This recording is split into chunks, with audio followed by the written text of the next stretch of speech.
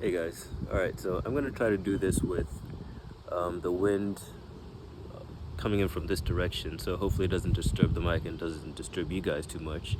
And there's a few birds and bugs around, so hopefully that's not gonna be a disturbance to me.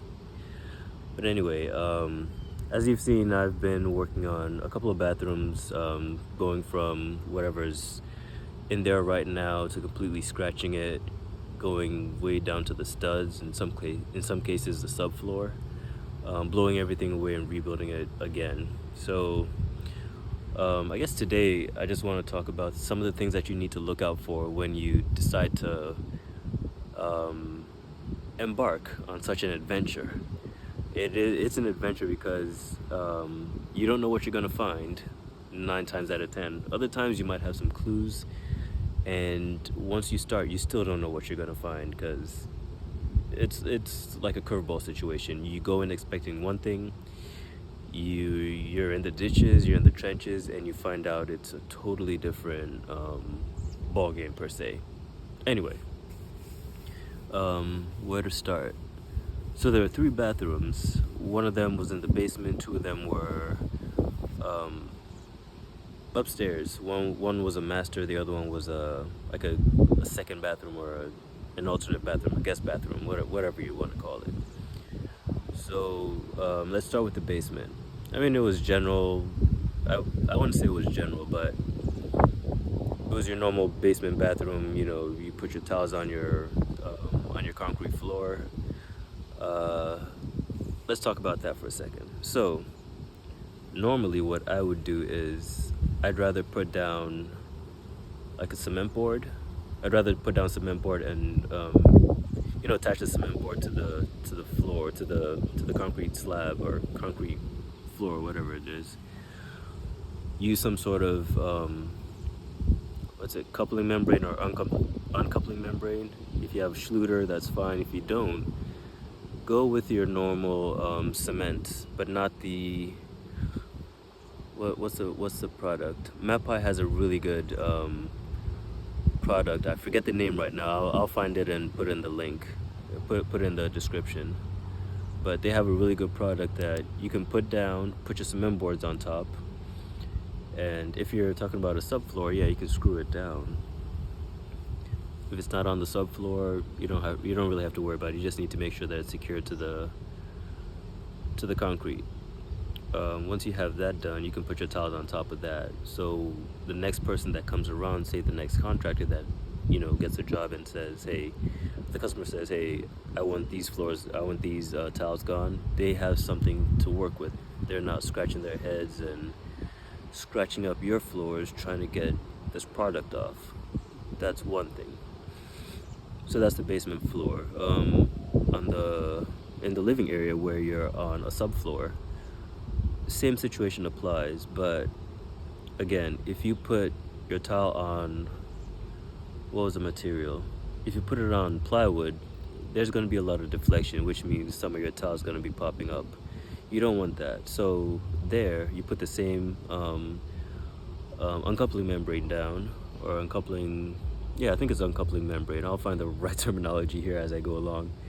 You put that down, preferably on cement board. Now on a subfloor, depending on the thickness of your subfloor, over here I think it's usually 3/4 inches. You need to build that up because any grown man or woman or child stomping around, jumping all over the place, would cause some deflection when they jump up and down on that. If your tile is in place there, chances are you're gonna have some deflection. You don't really want that, or else you're gonna have to call someone like me back to come over there and redo your tiles because some of them popped up. Okay, so on a subfloor situation, you have your 3/4 plywood or OSB. You have that. Put a cement board on top of that, or preferably you can build it up some more. Put a sheet of plywood, like a really thin sheet of plywood on top of that. Screw it down. Put your drywall, not drywall. Put your cement board, hardy back. I prefer hardy backer.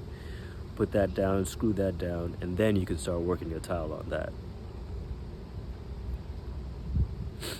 So, building off from there, let's move to the master bathroom.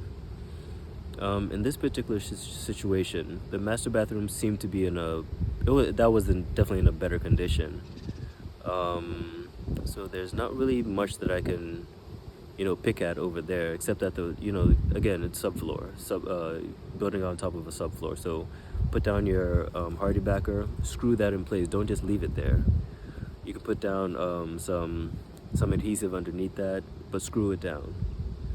If you don't screw it down, chances are, as you walk up and down on it, there's a tendency for things to deflect more as you go through your seasons. Things expand during the summer, they contract during the winter. That's gonna affect that. So the chances of things coming loose during those situations are a lot higher. But if you have some screws in, it acts as another another layer of reinforcement. Let's call it that. The walls, I'm not going to talk about too much right now, but going back to the second bathroom, there was, maybe from a previous owner, there was some activity there that caused the floors to, I want to say, retain water. It was an interesting situation, because after I took up the tile that was existing, which looked pretty good, I give you that. They seemed to be in pretty good condition. But after that tile came up, things looked kind of grimy. The subfloor was rotting. It was pretty gnarly, to put it in that set of words. Things didn't look too good, so we had to change the subfloor. We had to cut the black pieces out, the rotting pieces out, inspect the wall that was closest to it. Considered moving the tub, actually, or just switching out the tub completely for a different solution. But that wasn't going to be such a cost effective move. So that wasn't taken to. But we cut out the subfloor, put pieces back in, made sure it had the proper backing, made sure it had the proper support on the joists. Bugs. Okay, so make sure it had the proper support on the joists. Screwed that down, made sure that was secure, and then we put a layer of backer board on top of that, and screwed that also down before the tile went down. What else can I say? Well, for the tile, yeah, I mean, tile construction, that's all right. It's the structure underneath that matters. And anything that you do, whether you're building a wall or you're constructing a new floor, I mean, it's the hidden things that provide the most structure, and those are the most important. Take a typical floor, for instance. You have the joists. I think it's a rim and joist package, I guess. You have the rims and you have the joists. The joists provide the support, and the rims are probably what hold the floor up. But correct me, I'm not too familiar with the floor construction. But at least as far as the joists go, I know that part.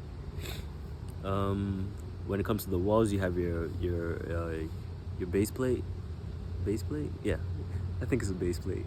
And you have your studs going up, and your top plate. So yeah, base plate, top plate, and your joists. So I think I aced that part of the exam. If I didn't, please let me know. Either way, so you have your walls, you have your studs, and on top of your studs you can put your drywall, put your cement board, go tiling, or do whatever you choose to do with that. In this case, the walls in the second bathroom especially, I don't know how it passed code, or if it was even inspected, but these were probably the thinnest walls that I've ever seen in, I guess, post 80s construction, because the home was built I want to say 1980s, somewhere in the 1980s. I'm not exactly sure right now, but those walls were thin. They seemed to be. It looked like they were made out of stripping instead of 2x4s or 1x3s or something. But it was to the point where the valve, like the shower valve on the master side, did not even sit properly in the wall after I was done doing my construction. So I had to go back and reposition it. So that was interesting. And anyway, that's a different story for a different video. I'll stick to the topic here. So, where was I? All right. So I go in there. I put in the drywall and all that, and I take down the drywall, the existing drywall, take off the tiles, and I realize that these walls, they seem kind of thin, and as close as they were to an exterior wall, they had no insulation whatsoever. So that struck me as odd. So I went digging some more, took out a tape measure and realized, wait, these walls are about, I think they were an inch and a half thick, or maybe not an inch and a half. They were probably 2 inches thick or something. But the structure was so flimsy that a toddler could push that thing over if they really wanted to and they had the right motivation. Maybe Candy on the other side. But that was a little interesting. So that brings me to a different topic that I'm probably going to explore in a different video, because it has to do with home inspections. I have a question for home inspectors when they go do their job.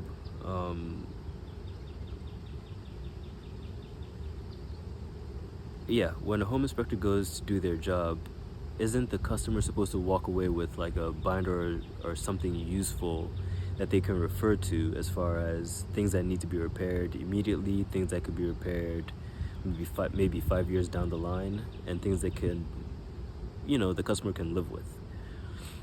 In my experience, that's what should happen.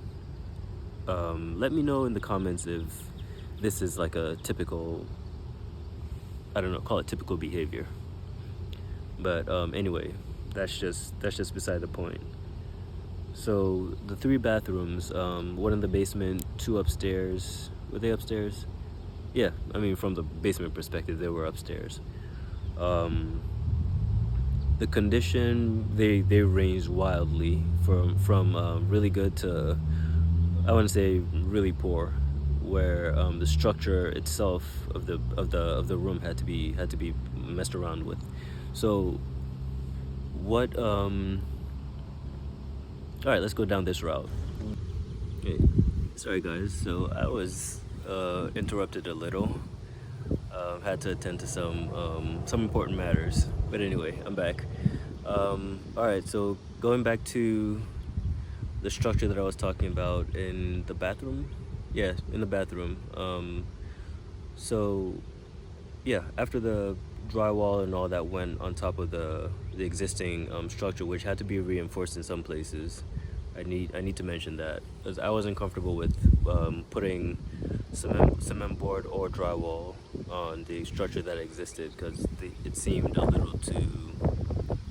little flimsy to me. So in good faith or in good conscience, I had to beef that up a bit, because with tile and cement board and adhesive or cement itself, it does add a couple of pounds, maybe 10 or 20, maybe more, depending on how many tiles and stuff like that you pack on, especially if you're going with half inch drywall or backer board.